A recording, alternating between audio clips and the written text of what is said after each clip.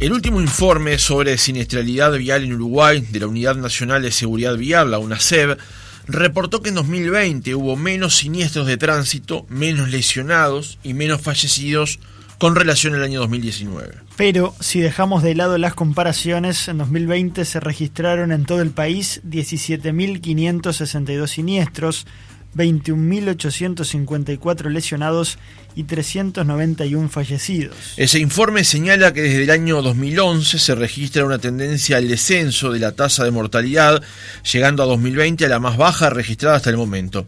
Y agrega que llegando a este escenario, se debe profundizar en las acciones, el control y la fiscalización como pilares fundamentales, acompañado de educación, descentralización, coordinación y gestión. En los últimos días, aquí en el Uruguay, ocurrieron varios accidentes de tránsito en los que además se registraron fallecimientos. Entonces, ¿en qué punto estamos con respecto a esta pandemia oculta que significa la siniestralidad vial? Lo vamos a conversar en una nueva mesa especial de conversación aquí en Otra Mañana. Vamos a ir recibiendo a los integrantes quienes nos acompañan esta mañana. En primer lugar, recibimos a Jorge Alfaro, secretario general ejecutivo, periodista especializado en seguridad vial. Alfaro, buenos días, ¿cómo le va?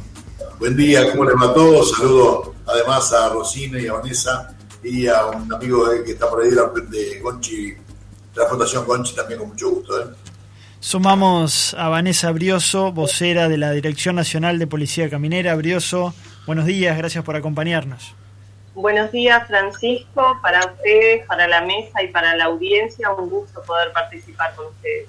Recibimos también a Rosina Rubio, gerente de Relaciones Institucionales y Movilidad del Automóvil Club del Uruguay, quien tiene bajo su órbita la Escuela de Conducción justamente de ACU. Rosina, buenos días. Buenos días para todos, un gran saludo para mis colegas en esta mesa. Muchas gracias por la invitación. Está también con nosotros Federico Tucci, coordinador de comunicación de la Fundación Gonzalo Rodríguez. Federico, ¿cómo estás? Bienvenido. Buenas tardes, Juan Pablo, Francisco, ¿cómo andan? Muy bien, muchas gracias por acompañarnos. Vamos a conversar con Jorge Alfaro, que además tiene poco tiempo, que se ha comprometido para estar con nosotros unos minutos, y después vamos a ir por el resto de las reflexiones. Pero quería aclarar cómo fue la instrumentación de esta mesa. En primer lugar, obviamente, una unidad que trabaja pensando en cómo podemos mejorar el escenario actual. Ese es el rol que juega UNASEV como autoridad de aplicación en la materia. Sin lugar a dudas, la Dirección Nacional de Policía Caminera para conocer cómo se trabaja en el territorio, en la aplicación justamente de esas normas. En el caso de ACU y la Escuela de Conducción, ¿cómo estamos formando a los conductores en Uruguay, en el presente y para el futuro en razón de esto que estamos conversando? Y ni que hablar el rol que ha jugado en todo este tiempo la Fundación Gonzalo Rodríguez, Gonchi Rodríguez, para dar una especie de think tank para plantearnos qué es lo que debemos hacer o por dónde debemos ir en esta materia en Uruguay. Comenzamos con Jorge Alfaro. La primera pregunta, Jorge, ¿en qué momento estamos? ¿Qué es lo que está pasando en Uruguay en relación a estos números, pero también el antecedente más reciente de esta última semana que fue realmente trágica en Uruguay en materia de siniestralidad vial? Mira, la verdad que los problemas son muchos. Si fuera uno solo sería facilísimo solucionarlo, pero en realidad vos tenés un problema. Siempre la gente se queda con que la gente no sabe manejar. Pero ¿qué es manejar bien? ¿Cuál es la idea? Es manejar y se redondea el negro para un lado y para otro con determinado tipo de habilidad, conocer las reglas de juego, saber qué es lo que pasa. Hace pocos días atrás, sin ir más lejos, en la ruta 8 pasa un siniestro de proporción de varios muertos. Venían 6 personas mayores en un auto mediano, más un bebé de 2 años. Yo no tuve ni lo vi, pero más o menos me imagino. 2 adelante, el bebé en la falda, 4 personas atrás, y parte me imagino también que algún bolso iría en el baúl. Por lo que también me imagino, os digo, seguramente el auto iba chatito de atrás y un poco levantado de adelante, que es nada más ni nada menos de estar las ruedas para transmitir potencia, freno y dirección. ¿De acuerdo? ¿Qué pasa? Cuando nosotros compramos un auto, el catálogo de la marca normalmente dice capacidad 5 pasajeros, no los que quepan. Te lo dice también en la libreta que nos entrega la municipalidad cuando vos empadronás y te dice capacidad 5 pasajeros, no los que quepan. Entonces, como primera medida, para convertirte en un buen conductor, más allá de la ordenanza de respetar todo lo que hay que respetar, respetar carriles, respetar las reglas de juego y fundamentalmente teniendo tiempo y distancia para parar, que nos convertiremos en buenos directos. Después, naturalmente, pasa la velocidad y después nos limitamos nosotros a jugar una cantidad de cosas. Sumémosle otra cosa más.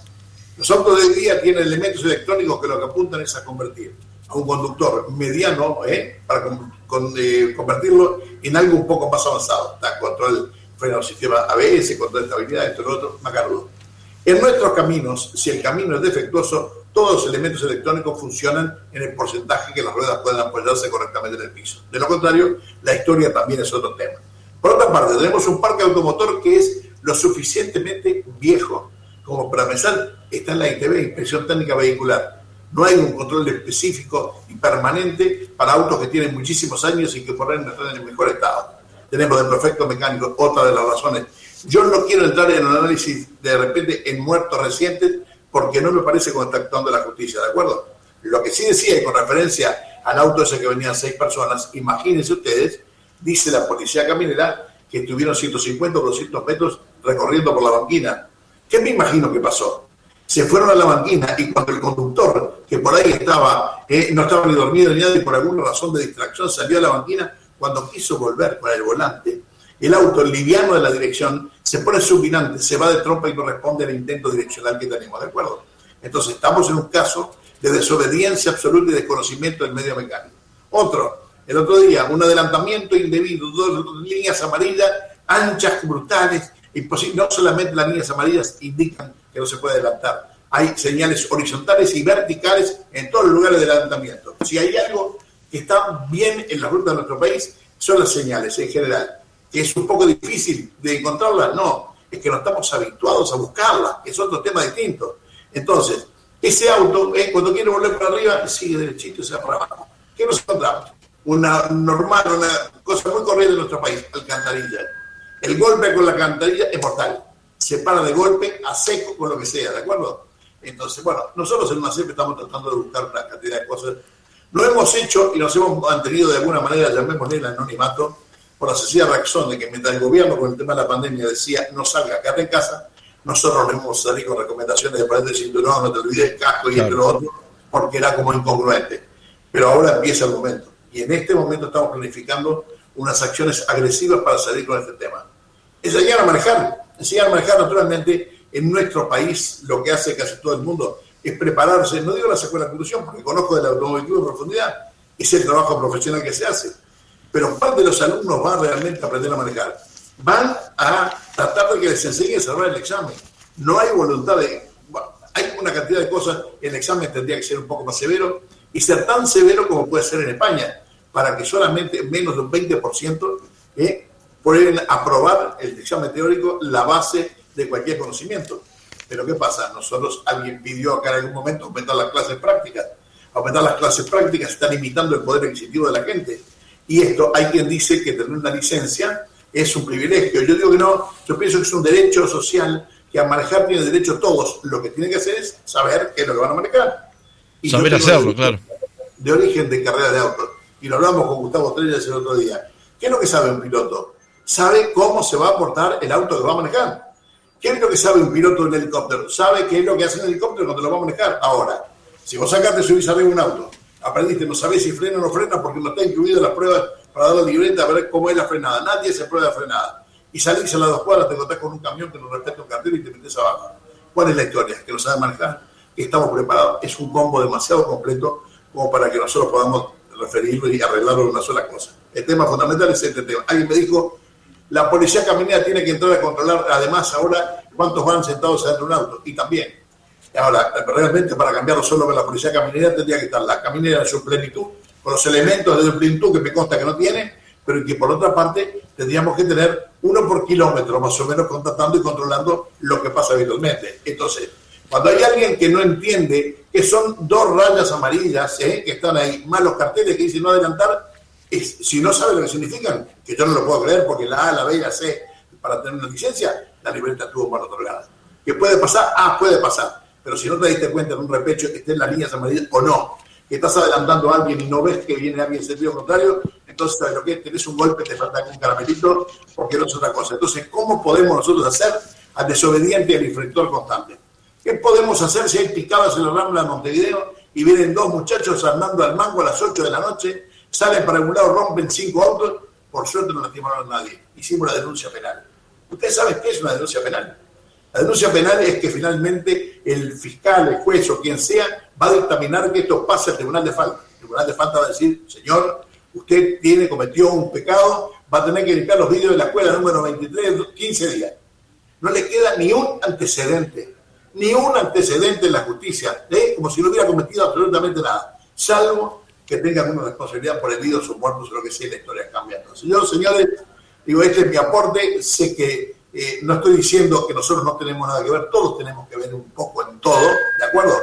Pero también tengo presente que cuando yo empecé y me enrolé en NACEP, el hoy presidente de la República me dijo, quiero que vengas, y le digo, este tema no se puede politizar, y me dijo, no te estoy preguntando si me vas a votar a mí. Eso fue la razón por la que yo me enrolé. Me dijo, vas a tener todo el apoyo que sea necesario. Digo, ¿qué es, Luis, el apoyo? El apoyo que sea necesario para combatir este flagelo que tanto nos cuesta. Apareció el COVID después de esto. Cambió la historia, naturalmente. Se fueron fondos y recursos y atención para una causa que nos ha costado mucho, pero está terminando, o por lo menos limitándose a partir de este momento. Vamos a golpear las puertas muy fuertes. Sí, señor presidente, acá estamos. Queremos un tema de redacción, trabajo fuerte, elementos fundamentales, y hacer lo que dice mi amigo Pérez Navarro, director general de tráfico de España, que dice, difícil que se pueda concebir una unidad de seguridad vial que no tiene su propia autonomía, su propio control. Nosotros no tenemos fiscalizado, nosotros dependemos del Ministerio del Interior en la parte con la policía caminera en la ruta, dependemos de que la Montevideo y no, en los departamentos interiores, la autonomía departamental tiene sus propios fiscalizadores, ellos tienen que poner multas, que controlan. Nosotros, a nadie, ¿de acuerdo? Bueno, en algún momento esto tendrá que cambiar, siempre y cuando le busquemos la fórmula y que haya voluntad política para hacer algo que realmente es importante para todos. Así que bueno, yo le doy las gracias por permitirme participar, compromisos ya anotados de agenda anteriormente me hacen que tenga que ir, así que tengan muchas gracias por haberme invitado, saludos a todos los panelistas y nos encontraremos todas las veces que sea necesario que ustedes quieran, ¿de acuerdo? Gracias, Jorge Alfaro, secretario general ejecutivo de UNACEP, periodista especializado en seguridad vial, gracias por acompañarnos. Un gustazo como siempre, chao, chao. Vamos a preguntarle también a pedirle una primera reflexión a Vanessa Brioso, vocera de la Dirección Nacional de Policía Caminera. Como decíamos, la Policía Caminera está en el terreno. ¿Qué es lo que se percibe? ¿Qué es lo que se ve? ¿Cómo manejamos los uruguayos? ¿Cuáles son las principales infracciones que cometemos? Vanessa, adelante. Y bueno, un poco ya lo mencionaba Jorge, muy atinado en lo que decía. Para nosotros, que estamos todos los días en el territorio, no hay tanto desconocimiento por parte del conductor, sino que hay como una falsa seguridad, un poco de una falsa creencia de todo lo puedo, y no respetamos las señales. No es que no lo sepamos, porque como lo decía Jorge, es como una PC, si no sacó esa libreta de conducir y salió a la calle, si no sabe lo mismo que es no pasar con una doble franja amarilla, que no podemos viajar sin cinturón, que no podemos llevar niños sueltos dentro del vehículo. Claro. Y esto es algo que se repite una y otra vez, y lo hemos visto en los accidentes que lamentablemente hemos tenido en los últimos días. Los niños siguen viajando sin su sillita. Esto para los niños es fatal. Entonces, hay que reflexionar un poco. Sí, estamos con alguna dificultad, Vanessa, para escucharte.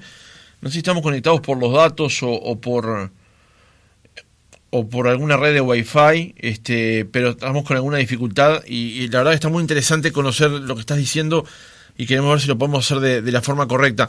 A ver, ¿nos escuchás bien ahora? No los escucho bien a ustedes. Tengo red de Wi-Fi, tengo toda la señal. Entonces, no sé, capaz tenemos algún problema nosotros. A ver, perdón que te interrumpí, pero quería ver si podíamos corregir ese problema. Contanos como venías contando acerca de que, como decía Jorge, puede haber gente que desconozca algunas cosas, pero muchas cosas que ella desconoce la gente son básicas, ¿no? Como vos decías, uso del cinturón de seguridad, las señales y, por ejemplo, no llevar niños sueltos dentro del vehículo, ¿no?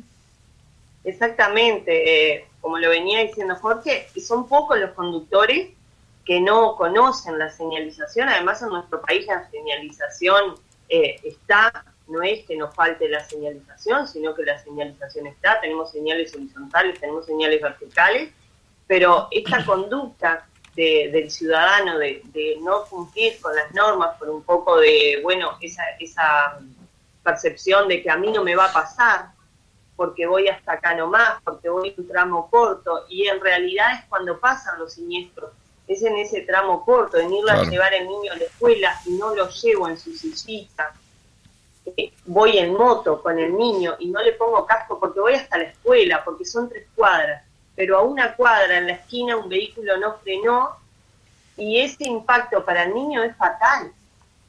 Entonces tenemos que corregir esto. Las normas están para cumplirlas, y sí, quizás cumplir las normas no te evita tener el accidente, pero sin duda alguna que sí va a minimizar los daños que sufras en ese siniestro. Bien, también le vamos a pedir una primera reflexión a Federico Tucci, coordinador de comunicación de la Fundación Gonzalo Rodríguez. Federico, ¿cómo manejamos los uruguayos? ¿Por qué se dan estos siniestros en el tránsito? ¿Qué han investigado desde la Fundación? Bien, mirá, primero, quizás la pregunta que con eso empezaba hoy Alfaro contando de qué es manejar bien, ¿no? En realidad, quizás no es la pregunta indicada, porque en general uno siempre cree que maneja mejor que, primero, esto está más o menos estudiado, ¿no? Uno siempre cree que maneja mejor que la media, ¿verdad? Que el promedio, yo manejo bien, a mí no me va a pasar una de las cosas que decía recién Vanessa, ¿no? Uno sale a llevar a los niños a la escuela y cree que, bueno, no le va a pasar nada. Pero más allá de lo que uno cree, o si manejamos bien, o si manejamos mal los uruguayos, empieza a ser como muy subjetivo, ¿no? ¿Qué es manejar bien? No tener nunca un siniestro, no haber chocado nunca, o respetar las normas, empieza a ser como muy subjetivo eso. En realidad lo que tenemos que trabajar un poco, que desde la Fundación, y no solo desde la Fundación, sino desde niveles más altos, como puede ser las Naciones Unidas, vemos que no estamos trabajando a nivel de país, incluso a nivel de región, en un sistema seguro, ¿verdad? El sistema seguro es una nueva forma, que ni siquiera es nueva, porque es de 1995 ya, de pensar cómo es que vamos a solucionar los siniestros de tránsito, pero que no la terminamos de implementar completamente en nuestros países y en Uruguay en particular. ¿Qué quiere decir esto? Que es cierto, las personas tenemos ciertas responsabilidades a la hora de manejar, pero no tenemos ni todas las responsabilidades ni la mayor de las responsabilidades, ninguno de los dos elementos, ¿sí? Entonces, ¿por qué? Porque el sistema seguro, esta teoría, este paradigma de los sistemas seguros, parte de que en realidad, como somos personas, como somos humanos, en general vamos a seguir cometiendo errores, y dentro de todo el sistema es lo único que no podemos modificar. Yo me voy a dormir manejando, voy a atender a mirar el celular, a distraerme cuando me habla el conductor, a sintonizar la radio, o a distraerme conduciendo. Eso no lo podemos manejar, siempre va a pasar. Podemos minimizarlo en algunos niveles, pero el error siempre va a existir porque somos personas, somos humanos y nos vamos a equivocar. Entonces lo que tenemos que trabajar es un sistema que primero calcule ese error y además no lo penalice con la muerte, ¿no? Lo que tenemos que trabajar es que para cuando yo cometa ese error y vaya más rápido de lo que debo, o cruce en la mitad de la cuadra, o cruce en roja, o bueno, me distraiga mirando el celular, o me duerma manejando, pueda tener un choque, es verdad, lo voy a tener seguramente, pero no me voy a morir en eso. Entonces, ¿cómo es que trabajamos para eso?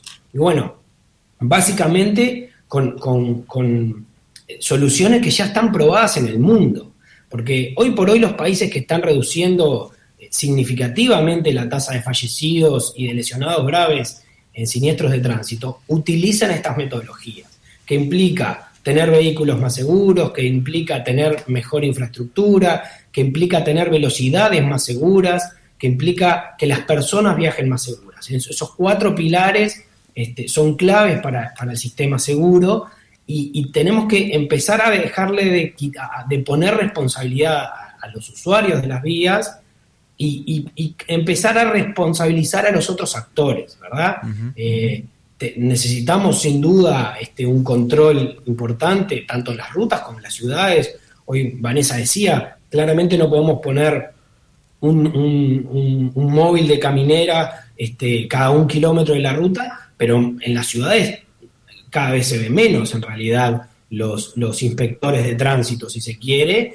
Prácticamente no hay, a nivel del Uruguay, no hay una fiscalización adecuada, particularmente en sillas o en velocidad, por ejemplo. Entonces, tenemos que empezar como a ver un horizonte mucho más grande, un panorama mucho más grande, que es esto de los sistemas seguros.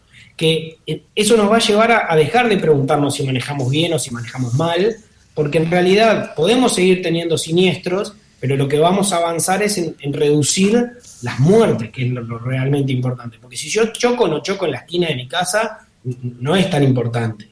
Lo importante es que yo no me muera o que no me lesione grave y que quede con secuelas para el resto de mi vida, que me impida trabajar o llevar una vida acorde. Claro. Mientras no definamos los sistemas seguros, como decía Federico, Rosina, gran parte de esta responsabilidad recae en cómo formamos a nuestros conductores, a los conductores que se están formando hoy, a los que se formarán mañana. ¿Cuán exigentes somos en esa materia? ¿Deberíamos serlo más, tal vez? ¿O deberíamos ir por un camino que tal vez no hemos conocido hasta ahora? ¿Cómo trabaja en ese sentido el Automóvil Club del Uruguay formando a los conductores ahora? Bueno, antes de entrar puntualmente en esa pregunta, sí, me gustaría hacer algunos comentarios respecto a las intervenciones anteriores. Sí, claro. Estamos coincidimos con Federico en la necesidad de trabajar e impulsar todos los actores que estamos inmersos en esta problemática de la seguridad vial, en impulsar un sistema seguro.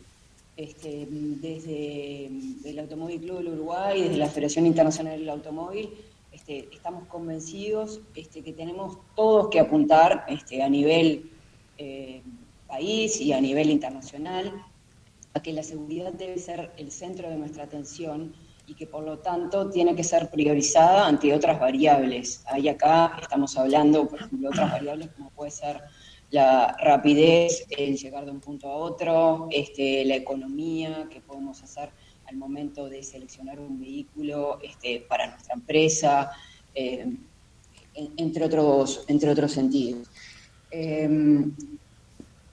Tenemos que trabajar en cada uno de estos 4 ejes: usuarios más seguros, vehículos más seguros, infraestructura más segura, que no nos penalice cuando cometemos un error, y las velocidades más seguras.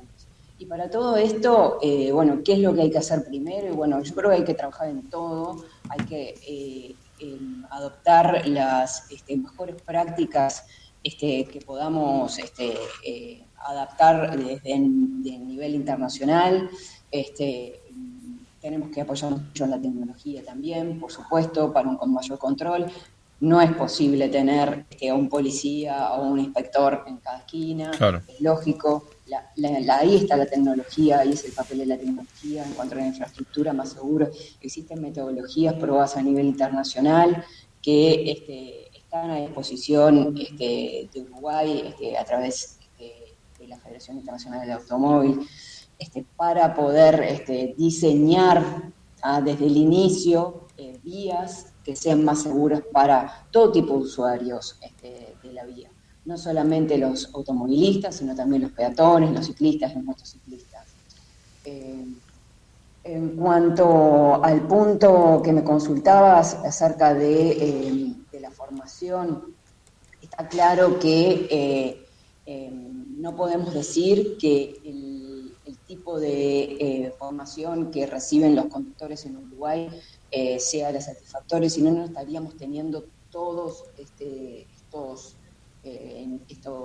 índices de siniestralidad. Claro. Por otro lado, decir que tenemos que trabajar en el eje de tener vehículos más seguros, infraestructura más segura y velocidades más seguras, no nos exime a cada uno de nosotros de la responsabilidad de formarnos adecuadamente, y de un punto muy fundamental que nosotros no y no nos cansamos de insistir, que es la necesidad de mantenernos actualizados.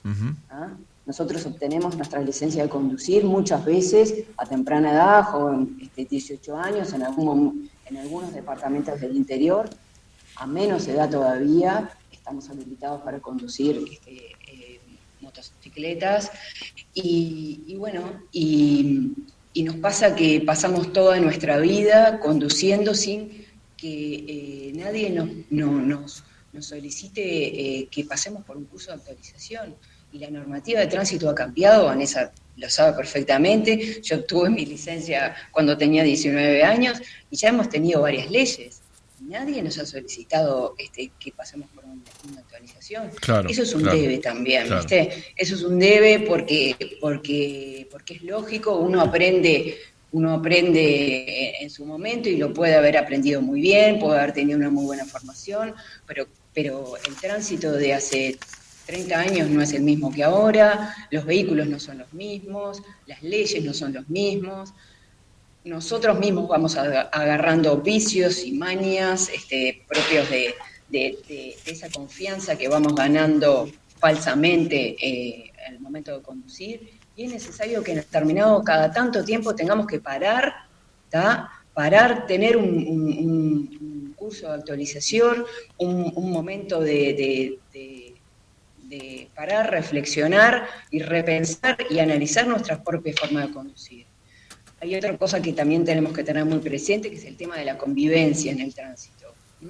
Es fundamental que nosotros tengamos presentes que no somos los únicos en la vía y nuestro derecho no vale más que el de los demás. Y esas son todas cosas que nosotros hacemos mucho hincapié en la Escuela de Conducción del Automóvil Club, y que, volviendo al punto inicial, ¿no? Formos parte de un sistema, y como parte de un sistema nos tenemos que comportar, y tenemos que asumir nuestros derechos, por supuesto, pero también nuestras responsabilidades. Rosina, me parece muy interesante una cosa que está usted diciendo, porque a mí me está pasando. Yo tengo 39, aprendí a manejar cuando tenía 18. Mi novia está aprendiendo ahora, y cuando se sube conmigo ve que yo hago todo mal, pero todo mal. Y lo que me llama la atención es que uno naturaliza hacer las cosas mal, maneja con una sola mano, habla, canta, habla por teléfono, come, zapatea mientras maneja, todo lo que no se podría hacer, y uno lo hace naturalmente. Y me parece muy interesante eso que usted acaba de plantear, porque yo aprendí a manejar hace 20 años y ahora sigo repitiendo una cantidad de cosas que están mal. El sistema se ha adaptado, pero a mí nunca me ha pasado una prueba de actualización para saber si sigo estando en condiciones, físicas ni que hablar, pero también de otro tipo, para saber si estoy en condiciones de seguir manejando en los planos actuales, ¿no? Exactamente. Voy a decir que algunas de esas cosas pueden ser vicios que tú o cualquier persona adquiere por la propia confianza que va ganando con el tiempo, pero otras cosas pueden ser hasta desconocimiento de un cambio de normativa. Claro. Yo aprendí a conducir y cuando me enseñaron a hacer la maniobra de reversa, lo primero que me dijeron fue brazo derecho extendido por detrás del asiento del copiloto y miramos para atrás, y no es la forma como se enseña hoy, no es la forma correcta, que donde hay que utilizar los 3 espejos del vehículo. Y pasan esas cosas, y por algo hubo un cambio, y hay que asumir esas cosas, y mucha gente no se enteró nunca. Claro. De la situación. Cuando yo aprendí a conducir no existían los celulares, y nadie me explicó que habían elementos que eran distractores y que yo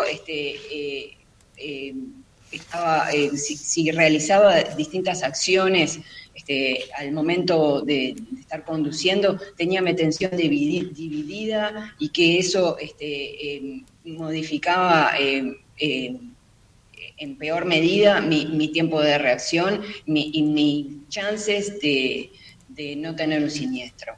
Entonces, todas esas cosas que es muy necesario que haya una revisión respecto a al tipo de formación obligatoria que deben tener los conductores en nuestro país.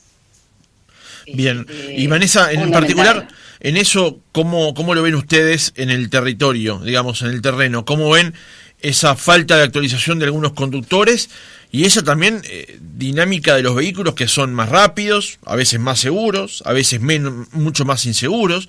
Hay informaciones de vehículos que uno ve que tienen una pinta bárbara y que están buenísimos y que cuando la TINENCAP hace las pruebas resulta que no tienen estrellas de ningún tipo en ninguna materia. ¿Cómo ven ustedes esa aplicación en el terreno? Y bueno, eso lo vemos siempre, por supuesto, en los resultados. Lo que pasa con el siniestro, cuando se cobra víctimas. A veces cuando uno va a comprar un vehículo y busca economizar, tiene que ver dónde está la economía de ese vehículo que está comprando. Porque a veces tenemos, sí, que es precioso de vista, claro, pero cuando la economía del vehículo está en que tiene menos sistemas de seguridad, y entonces a la hora de sufrir un siniestro no me va a proteger como debería, bueno, tendremos que plantearnos si es tan viable economizar en eso o buscar un modelo que quizás no sea tan lindo, pero en seguridad gane, porque estoy ganando, me puede costar la vida ese pequeño detalle. Claro. Y bueno, y por otro lado, como decía Rosina, el tema de la educación, nosotros desde Policía Caminera, siempre, desde toda la vida Policía Caminera, que cumplimos 67 años hace poquito, el 15 de septiembre fue el aniversario, y bueno, se creó por la preocupación de la siniestralidad, y hasta el día de hoy nos preocupa eso, pero no solo apuntamos a la fiscalización, porque como hemos estado hablando en toda la charla, es imposible tener un funcionario en cada esquina o cada 1 kilómetro, claro, tener un móvil. No es viable, no es algo que se pueda lograr. Por eso siempre apuntamos a la educación, que sí nos parece sumamente importante y sí nos parece que cambia estas conductas, el tema no solo de actualizarse y no solo de preparar al usuario para sacar su libreta, sino educar desde pequeño. Comenzar con los niños, porque uno explicarle al adulto que ya tiene mañas, porque capaz que cuando vamos a sacar la libreta, ya hace años que en casa nos dejaban manejar, claro, o nos dejaban ir a hacer algún mandado, que eso pasa mucho. Antes de sacar la libreta, ya la mayoría ya tiene una pequeña práctica de manejo. Por eso es importante que desde chicos enseñemos a, bueno, primero a ser peatones, después a ser ciclistas, y a cómo funciona el tránsito, explicarle al conductor cómo funciona el tránsito, porque no depende solo de que yo sepa manejar, sino de estar preparado para lo que me voy a encontrar en la vía, a poder reaccionar ante un problema, porque quizás yo vengo cumpliendo toda la normativa, vengo manejando a la velocidad adecuada, vengo atento, pero viene otro usuario que no viene haciendo lo mismo, y cuando se me presenta de improviso, yo que venía bárbaro, no sé cómo reaccionar, porque no conozco el vehículo, porque no sé cómo va a reaccionar mi vehículo, ni cuál es la maniobra más adecuada que tengo que realizar. Claro.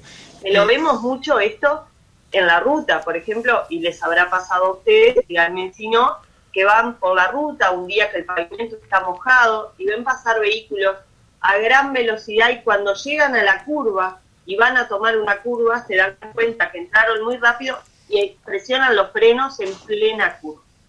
Claro. Esta pequeña maniobra que parece hasta algo tonto, tocar el freno después que tocaste la curva, y más si el pavimento está mojado, puede ser fatal, claro, de vuelta y tener un desenlace fatal. Claro. Un pequeño detalle, ¿no? Uh-huh. Hemos escuchado de la cuestión de la educación muchas veces. ¿Qué pasa con la educación justamente a nivel de la primaria, ¿no? ¿Podría ser un tema para empezar desde chicos con los más pequeños? Sé que la Fundación Gonchi Rodríguez trabaja el tema, hay charlas, hay conferencias al respecto, pero ¿por qué no definitivamente hay un cambio también en lo educativo? Y les pregunto también la cuestión de la infraestructura, ¿no? ¿Cuánto influye? decía Vanessa, es cierto que no se puede tener un policía en cada esquina, pero hay radares que, por ejemplo, cambiaron algunas conductas, ¿no? La gente, muchas veces somos hijos del rigor y como sabemos que hay radares, vamos más lento, prestamos más atención. Bueno, esas dos preguntas, empiezo por Federico, educación y también la infraestructura que está dispuesta para el tránsito. Bien, a ver, a diferencia de esto, las comparaciones son odiosas, ¿no? Pero vamos a compararnos con el COVID, porque a partir de la OMS marca que a partir de una tasa de 10 cada 100.000 habitantes, cualquier enfermedad es una epidemia, ¿verdad? Y Uruguay tiene tasas mayores de mortalidad en la siniestralidad vial, ¿verdad? Entonces, eso nos marca que si fuera una enfermedad, sería una epidemia en Uruguay los siniestros de tránsito. Entonces, ¿por qué vamos a compararnos con el COVID? Porque cuando empezó el COVID, bueno, todos apuntábamos a 3 o 4 soluciones, fuimos más o menos trabajando cómo podíamos hacer para combatirlo, y teníamos nuestras esperanzas cifradas en las vacunas, y de hecho han sido nuestro gran salvador, claro, en ese sentido, ¿verdad? Bueno, en la seguridad vial ya sabemos lo que tenemos que hacer. Ya sabemos qué cosas funcionan y qué cosas no funcionan, ya tenemos las vacunas, ya alguien las pensó, las diseñó, las probó y les está dando resultado, ¿verdad? Solo que en algunos países, particularmente acá en Uruguay, porque estamos ahora hablando de esto, pero en el resto de Latinoamérica también pasa, no las terminamos de implementar.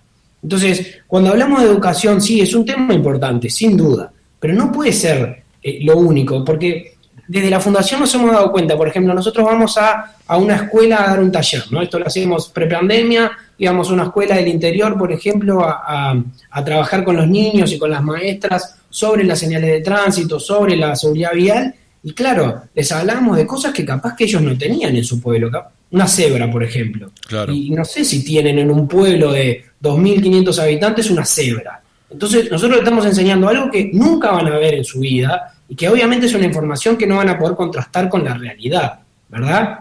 O nosotros les hablamos de la seguridad vial y la escuela está sobre la ruta, por ejemplo, ¿verdad? Y lo único que tiene como detrimento para el conductor que va sobre la ruta es un cartel que dice ruta 45, escuela, por favor reduzca la velocidad. Sí, espacio escuela. Claro, espacio escuela, 45 kilómetros por hora, cuando yo capaz que venía a 110 hace 1 kilómetro atrás. Entonces, sí, la educación es una parte importante porque, como decía Rosina, como decía Vanessa recién, sin duda nos ayuda, pero está demostrado que en realidad no es lo que nos va a cambiar los comportamientos, sobre todo cuando tenemos situaciones tan dispares en el país, ¿verdad? Porque no es lo mismo una escuela de Positos o Punta Carretas en Montevideo que una escuela rural en Artigas. No puedo generar planes específicos para todos lados porque tienen diferentes realidades. Y eso nos lleva también a la segunda pregunta que hacía recién Juan Pablo sobre el tema de la infraestructura. Sin duda es uno de los elementos más caros que podemos plantear a la hora de recomendaciones es cambiar la infraestructura, ¿verdad? Porque ¿de qué hablamos cuando hablamos de cambiar la infraestructura? Y bueno, hablamos de generar rotondas, hablamos de generar banquinas, hablamos de generar señales sonoras en las carreteras, por ejemplo, o de angostar las esquinas en las ciudades, ¿no? Cambios realmente en la infraestructura, ¿no? Eso sale caro, sin duda sale caro. Ahora, y sobre todo sale caro si nos ponemos desde el lado de tener que cambiar lo que ya hicimos. Cuando vamos a presupuestar una carretera nueva o una calle nueva, quizá lo podemos incorporar a los costos de cuando lo estamos haciendo, pero cambiar toda la ruta 3, por ejemplo, nos va a salir mucho más caro que hacer una ruta nueva. Claro. Ahora, de cualquier forma, tenemos que contrastarlo con cuánto nos están costando los siniestros viales. Está calculado que entre el 1 y el 3% del PBI anual le cuesta al Uruguay los siniestros viales. Todos los años ese dinero se va, se evapora, se quema. ¿3 puntos del producto? Entre el 1 y el 3%, sí. Y de hecho en países como Colombia, el otro día dábamos un taller a periodistas de Colombia y era el 3.3 en Colombia. Son 1.500 millones de dólares. Muchísimo dinero, muchísimo dinero. Eso solamente si lo hablamos del tema de dinero, ¿verdad? Pero además, ¿qué nos está costando los siniestros viales?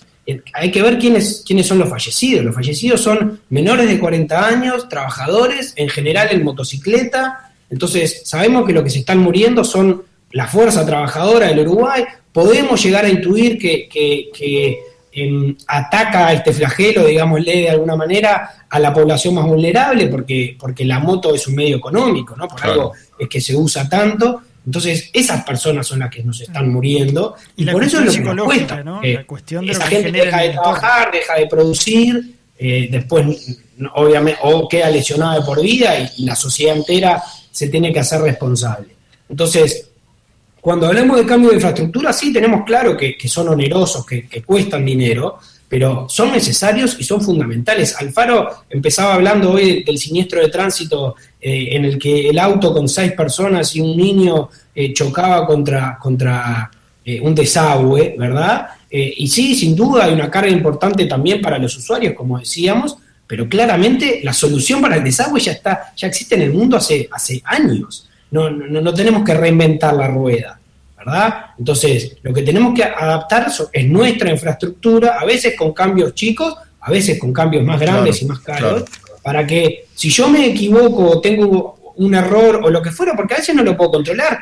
Hoy decía Vanessa, yo voy en la ruta con lluvia quizás y pincho la rueda, ¿verdad? Y bueno, capaz que en ese momento no sé cómo reaccionar y me voy para afuera de la carretera. Si afuera de la carretera no tengo banquina, y enseguida tengo una línea de árboles, o tengo una columna contra la cual la voy a impactar. Y bueno, el entorno, el sistema no está preparado para que si yo me equivoco o tengo un accidente justamente, que es pinchar una rueda, me voy a penalizar con la muerte, me voy a morir porque pinché una rueda. Eso parecería ser una tontería. Sí. Entonces, sin duda, los cambios de infraestructura, tenemos claro que son caros, pero son fundamentales si queremos que se deje morir la gente.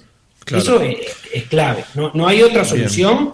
Hay otras que sin duda tienen que participar. El control, hoy Juan Pablo decía que las cámaras han ayudado, sobre todo en Montevideo, ¿verdad?, a cambiar ciertos comportamientos, y eso está demostrado. Ahora Canelones está haciendo una campaña, porque está en la Rambla de la Ciudad de la Costa, ha puesto cámaras de seguridad y van a empezar a controlar y a multar en ese sentido, y sin duda son un elemento importante, pero no pueden ser los únicos, y necesitamos trabajar sobre la infraestructura para que la gente se deje de morir, básicamente. Vamos con reflexiones finales, ya estamos en el cierre de este tramo, y además Rosina nos había comprometido su presencia por unos minutos porque tiene otros compromisos. Una reflexión final, Rosina, con respecto a lo que hemos conversado acá y algunos de los planteos que hacía Juan Pablo en la intervención anterior. Sí, tenés el micrófono cerrado, si lo puedes abrir. Ahora sí. La primera reflexión es felicitarnos por este encuentro, felicitarlos a ustedes por la iniciativa, porque me parece que está buenísimo que nos encontremos para conversar de este tema de esta manera. Por otro lado, coincidir con Federico sobre la importancia de la infraestructura, pero me permito reforzar la importancia también de los otros 3 ejes del sistema seguro. Si tenemos la mejor infraestructura, pero nuestros vehículos son totalmente inseguros o no los sabemos conducir, no sabemos manejar, vamos a estar fallando también. Por supuesto que porque por más que nos empeñemos en tener mejor infraestructura, siempre vamos a estar en alguna medida en el debe. Entonces, trabajar sobre todos los ejes es fundamental, ¿ah? Y no podemos eximir a los usuarios de asumir la responsabilidad de formarse bien, de formarse correctamente y de mantenerse actualizados. Con esto recalco, por supuesto que estoy absolutamente de acuerdo con que Uruguay se merece tener una mejor infraestructura.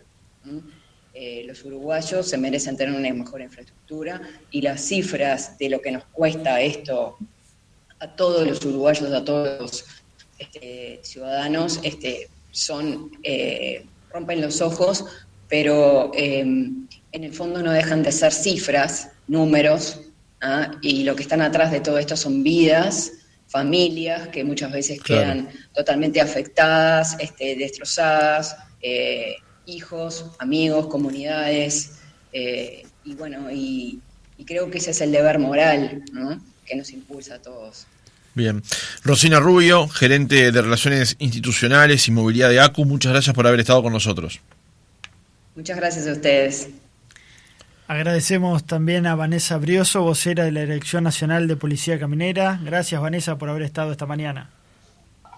Gracias a ustedes por la invitación y bueno, una pequeña primicia les voy a dar, que conjuntamente con la Fundación Gonzalo Rodríguez y con UNACEB y con el apoyo de la Intendencia, el domingo vamos a estar en la Rambla, en las canteras del Parque Rodó, con una actividad de un punto de chequeo e instalación de sillitas del sistema de retención infantil para todas aquellas personas que tengan sillita en su vehículo y no sepan si está bien colocada o si tienen alguna duda, o para aquellos padres que no tienen aún su sillita y no saben qué comprar o cuál es acorde a la edad de su hijo, los invitamos a que se acerquen al puesto donde vamos a tener personal de caminera, personal de la Fundación Gonzalo Rodríguez y de la Intendencia para asesorarlos, para ayudarlos, para enseñarles a instalar correctamente la sillita y bueno, y que nuestros niños viajen seguros. ¿A qué hora va a ser eso, Vanessa?